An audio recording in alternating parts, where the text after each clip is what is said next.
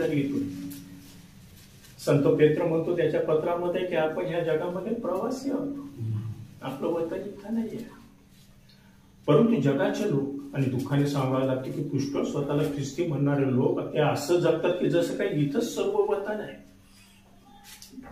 त्यांच्या करिअरच्या माग, पैशाच्या माग, शिक्षणाच्या माग इतके गुंगून जातात.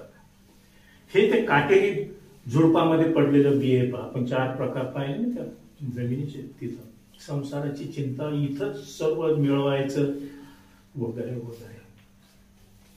आपल्या जीवनाचा सर्वात जो मोठा हिस्सा आहे तो इथं नाहीये. हे तर जीवन संपणार आहे. 5, 50, 70 वर्ष, 80 वर्ष फार झाले तर बस. जे जीवन ज्याला एंड नाही ते याच्या नंतर आहे. कोणचं जास्त महत्वाचं आहे, हे आताचं की ते नंतरचं? तुम्ही सांगा. जे जास्त आहे तेच ना. आणि बायबल मध्ये वारंवार सांगितलेलं आहे की त्याची तयारी इथं होते.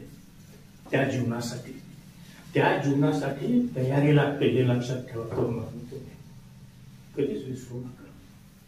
जगामध्ये किती गुंगवणाऱ्या, आकर्षित, मोहात टाकणाऱ्या गोष्टी असल्या तरी हे लक्षात ठेवा की एक दिवस त्याचा हिशोब होणार आहे. तुम्ही ते उपदेशकाच्या पुस्तकामध्ये तुम्ही वाचा, त्या 11व्या अध्यायाच्या शेवटी मला वाटतं ते वचन असेल उपदेशक, की तिथं सांगितलेलं आहे की हे तरुणा तुला जे पाहिजे ते तू कर. 11:9 वाचा बरं पुढे ते.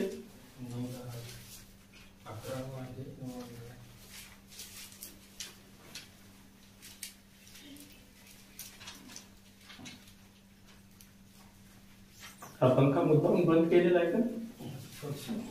नाही, याच्यासाठी बंद केला. गरमी होता एक वरच वाचा मोठे. हे तरुणा, आपल्या तारुण्यात आनंद कर. तुझ्या तारुण्याच्या दिवसात तुझे हृदय तुला उल्हास देऊ. तू मनास वाटेल त्या मार्गाने व नजरेस तसा चाल. पण या सर्वांबद्दल देव तुझा झाडा घे हे लक्षात असू दे. यास्तव आपल्या मनातून खेद दूर कर आणि आपला देह उपद्रवापासून राख. कारण तरुण्य व भर जवानी ही व्यर्थ आहे.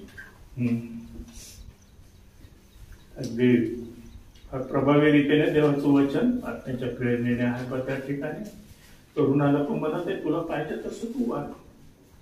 परंतु मग नंतर तू म्हणतो की एक लक्षात ठेव, त्याचा हिशोब होणार आहे.